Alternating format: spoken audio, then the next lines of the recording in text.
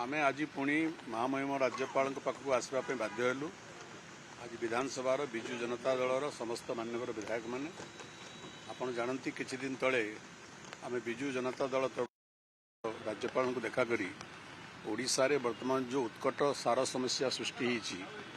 एवं ताकू समाधान करने राज्य सरकार संपूर्ण विफल होती चाषी कूल हंतसंत होती हाहाकार होती ताहा से अवगत करूँ और मान्यवर राज्यपाल हस्तक्षेप अनुरोध करूँ किंतु समस्या समाधान है नहीं एवं विधानसभा विस्तृत आलोचना करने सारा दिन आलोचना करने आमको सुजोग दिगला नहीं एवं वर्तमान सार उपलब्ध होना कला बजार में अत्यधिक दाम रे चाषी सार किणवाई बाध्य होची। आम पुणी आज महामहिम राज्यपाल को विधायक दल तरफ आसीलु विधायक माने राज्यपाल को सब विषय अवगत करेलु किपरि कला बजार में चाषी को शोषण करा जाउची एवं पैक्स मानकरे लैंप्स मानकरे समवाय सूत्र चाषी मान को सार उपलब्ध होना दिन राति चाषी माने लंबा लंबा झाड़ी रे परिवार मान सहित उपस्थित रहा बाध्य होती पखाड़ा कंसा धरी चाषी घर स्त्री माने आसिक लाइन रे छेड़ा होती किंतु सार उपलब्ध होना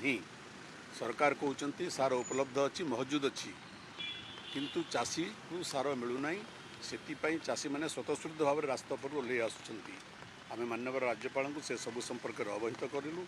एवं किपरि कलाबाजारी करा जाउची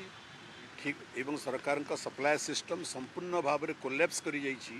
मान्यवर राज्यपाल को अवगत करेलु। मान्यवर राज्यपाल कहले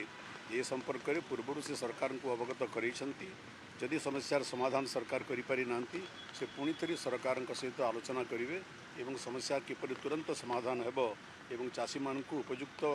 दाम रे उपयुक्त परिमाण रे सार उपलब्ध हेबो से उद्यम करिवे बोली हमको प्रतिश्रुति दैछन। आम अनुभव करूँ सरकार ए सबु समस्या विषय रे